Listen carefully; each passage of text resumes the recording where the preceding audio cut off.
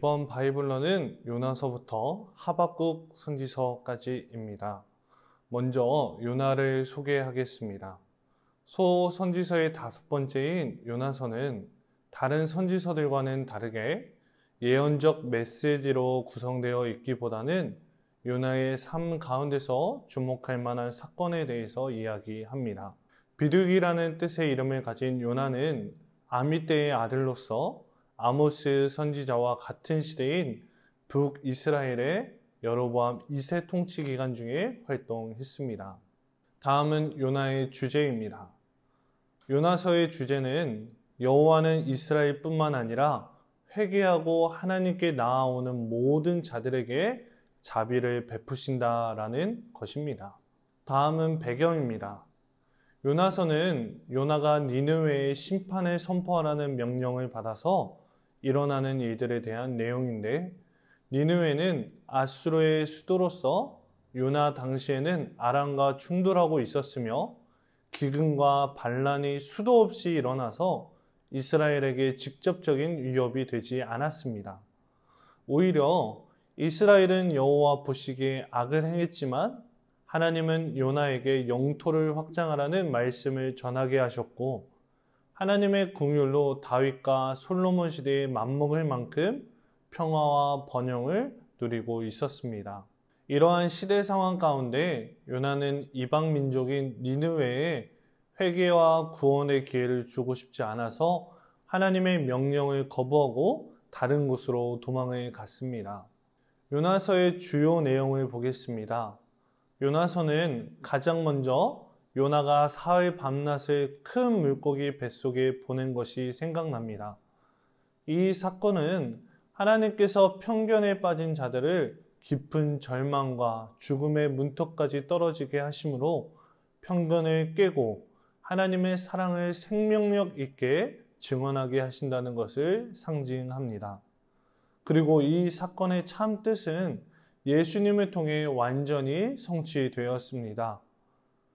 예수님은 소외된 사람들을 돌보시고 복음을 선포하시는 가운데 하나님의 끝없는 자비를 보여주셨습니다. 그리고 이방인들에게 복음을 전하시고 십자가에 달려 죽으시고 3일 만에 부활하심으로 믿기만 하면 누구든지 구원에 참여할 수 있다고 약속해 주셨습니다. 마지막으로 요나서에 나타난 대조를 보겠습니다. 요나서는 두 가지 이야기로 나눌 수 있는데, 1장에서 2장에 요나가 사명을 받았으나 불순종하고 그 결과 이방인 선원들이 요나를 희생제물로 드리며 하나님을 믿겠다고 서원합니다. 그리고 요나는 물고기 뱃속에서 자신이 구원받은 것에 대해 감사 기도를 드립니다. 3장과 4장은 요나가 다시 사명을 받아 니느웨에 가서 복음을 전할 때에 니느웨 백성들이 옷을 찢으며 회개합니다. 그것에 대해 요나는 하나님을 원망하는 기도를 합니다. 이 두 이야기에 등장하는 요나의 순종과 이방인들의 반응, 그리고 그에 따른 요나의 기도를 대조하면서 요나서를 묵상하면 유익이 될 줄로 믿습니다. 이어서 바이블로 미가를 진행하겠습니다. 먼저 미가를 소개하겠습니다. 누가 여호와와 같은가 라는 뜻의 미가는 이사야 선지자와 같은 시대에 사마리아와 예루살렘에서 주로 활동했습니다. 이사야는 수도의 정치 상황에 대한 정확한 지식을 보여주는 반면 미가는 가난하고 소외된 자들의 어려운 상황을 보여줍니다. 다음은 주제입니다. 미가서의 주제는 같은 곳에서 활동한 이사야와 매우 비슷하나 아모스와 호세아의 가르침을 보충 발전시킵니다. 첫째, 사마리아와 예루살렘에 대한 하나님의 심판입니다. 이사야는 자기 시대에 예루살렘이 안전할 것이라고 선포했지만 미가는 사마리아가 멸망할 것이라고 확신했던 아모스처럼 사마리아가 멸망하고 백성들이 포로가 될 것이라고 예언합니다. 둘째, 가난한 자의 학대에 대한 하나님의 심판입니다.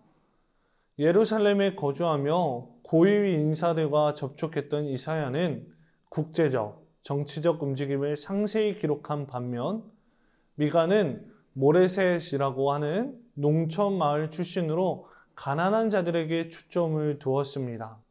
그래서 부유한 자들이 가난한 자들을 강탈하고자 교묘히 흉계를 꾸미고 그것을 실현시키고자 재판관들에게 뇌물을 주는 것을 비판합니다. 셋째, 부패한 지도자들에 대한 비난입니다. 미가는 국가의 부패를 지도자들의 탓으로 보았습니다. 그래서 통치자들을 솥 가운데에 담을 고기처럼 백성들의 가죽을 벗기고 살을 뜯어먹는 식인종에 비유합니다. 왜냐하면 지도자들은 대가를 받으면 평강을 외치나 대가가 없으면 전쟁을 준비했기 때문입니다. 넷째, 회복과 메시아의 평화 통치입니다. 미가는 언제나 하나님의 신실한 소수 또는 그의 백성 가운데 남은 자들을 일으키시리라는 생각을 품었습니다. 미가와 이사야는 사실상 같은 용어를 가지고 여호와의 우주적 평화 통치를 드러냅니다. 미가는 이런 메시아적 희망에 베들레헴에서 나올 하나님의 백성의 통치자에 관한 예언을 추가합니다. 결국 미가서의 결론은 하나님의 마지막 말씀은 심판이 아니라 자비라는 것입니다. 미가서의 모든 주제의 본질은 미가서 6장 8절에 표현되어 있습니다. 주께서 선한 것이 무엇임을 내게 보이셨나니 여호와께서 내게 구하시는 것은 오직 정의를 행하며 인자를 사랑하며 겸손하게 내 하나님과 함께 행하는 것이 아니냐. 아멘. 다음은 나움입니다. 위로라는 뜻의 나움은 엘고스 출신으로 아수르의 수도 니느웨의 멸망을 선포합니다. 나움의 기록 시기는 3장 8절부터 10절에 등장하는 애굽의 함락이 일어난 주전 660년과 니느웨가 멸망한 주전 612년 사이로 볼 수 있습니다. 나움의 배경입니다. 유다 임금들은 아수르의 지배권을 인정하고 조공을 바치다가 주전 701년 히스기야 당시 아수르에게 반기를 듭니다. 그러자 아수르의 통치자 사네립은 남유다에 쳐들어와서 초토화시킵니다. 비록 예루살렘의 파멸은 피했지만 더 많은 조공을 바치게 됩니다. 그러다가 아수르의 마지막 왕의 통치가 끝날 무렵 주전 625년 바벨론이 반란을 일으키고 612년 바벨론과 메대 연합의 멸망을 당합니다. 나움의 주제입니다. 나움의 주제는 한 가지, 아수르의 수도 니느웨의 멸망입니다. 아수르는 100년 남짓 중동의 역사를 이끌었던 큰 나라였습니다. 성경과 고고학자들의 연구에 따르면 아수르는 악명이 높을 정도로 잔인하였고 정복한 나라의 주민을 포로로 사로잡아가는 정책을 시행하였습니다. 다음은 나움의 내용입니다. 1장에서 하나님은 자기에게 불순종하는 원수들과 싸우는 용사로 나타나십니다. 그는 폭풍을 다스리시고 바다와 강의 주인으로서 잘못한 자에게는 분노하시지만 순종하는 자에게는 자비를 베푸십니다. 2장과 3장은 니느웨의 파멸을 다룹니다. 2장에서 나움이 마치 아수르인에게 직접 말하는 것처럼 니느웨에게 침략을 대비하라고 경고합니다. 침략이 시작되면 도시는 공포에 사로잡힙니다. 한때 사자같이 울부짖던 세력인 아수르는 하나님이 패망시키겠다고 약속하신 대로 두려움에 움츠러듭니다. 3장은 니느웨의 말바꿈 소리와 전차 소리가 나며 애처롭고도 비천한 음료로 비유합니다. 그리고 아수르가 애굽을 공격했을 때 나일강이 지켜주지 못했던 것처럼 그 무엇도 니느웨를 방어해주지 못할 것이라고 말합니다. 아수르와 그 왕의 상처를 위해 어떤 위로도 없고 오히려 온 세상이 그들의 파괴를 즐거워한다고 말합니다. 다음은 하박국입니다. 하박국은 자신과 그의 시대에 관해 자세히 언급하지 않습니다. 그렇지만 1장과 2장에 묘사된 왜곡의 압제와 1장 6절에 기록된 하나님께서 바벨론으로 하여금 패권을 쥐게 하신다는 말을 통해서 예레미야와 같은 시대인 여호야김이 유다를 다스리던 때임을 알 수 있습니다. 하박국은 다른 예언자들처럼 아무런 준비가 안 된 상태에서 갑자기 하나님의 말씀을 받은 것이 아니라 하나님의 말씀을 기다리고 질문과 기도로 하나님께 매달리는 예언자였습니다. 그래서 하박국서는 역사 가운데 하나님이 행하시는 바에 대한 하박국과 하나님의 진지한 대화로 이루어져 있습니다. 하박국의 배경입니다. 주전 7세기 말과 6세기 초에 고대 근동에는 심각한 정치적 변동이 일어납니다.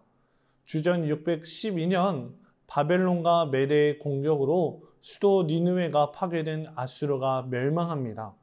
그때 애굽이 중동의 주도권을 잡으려 했지만 바벨론의 왕자 느부갓네살이 갈그미스에서 애굽의 군대를 격퇴시키고 하마까지 쫓아가서 몰아냅니다. 그 바벨론은 주전 539년 바사에 의해 멸망당할 때까지 약 70년 동안 고대 근동의 주도권을 잡습니다. 이 기간 동안 여호야김 왕이 바벨론을 배신하고 애국과 손을 잡으려 하자 바벨론은 즉각 유다를 공격합니다.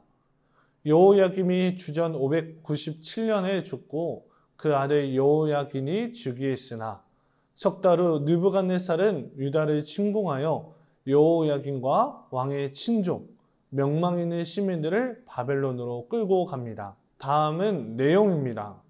1장과 2장은 하박국과 하나님의 대화로 되어 있습니다. 하박국은 여러 가지 패역한 일들에 대해 불만을 토로하고 하나님은 바벨론을 일으킨 이유가 불의를 징벌하기 위한 것이라고 응답하십니다. 하박국은 다시 한번 하나님께서 유다를 징벌하기 위해 악한 바벨론을 사용하신다고 불평합니다. 이에 하나님은 의인은 믿음으로 말미암아 살아야 남을 것이라고 대답하십니다. 이어서 악한 자에 대한 5가지 재앙 선고와 하나님의 임재 앞에서 잠잠하라는 경고가 나옵니다. 3장은 시 형식으로 된 기도입니다. 하나님이 시내산에서 진군하여 자기 백성을 애굽에서 구하고 이끌어내시는 분으로 묘사되면서 하나님이 다시 한번 자기 백성의 원수에게서 승리하실 것을 나타냅니다. 시의 결론은 2장 3절과 4절을 되풀이하면서 하나님이 유다의 원수들을 징벌하실 것을 참고 기다려야 한다고 선언합니다. 이사야는 하나님께서 그의 패역한 백성을 처벌하기 위해 아수르를 도구로 삼았다고 가르칩니다. 예레미야도 바벨론을 비슷한 도구로 보았습니다. 유다가 시내산 언약을 불순종하는 죄를 지었기 때문에 바벨론은 자기 백성이 저지른 잘못을 치시는 하나님의 보복일 수 있습니다.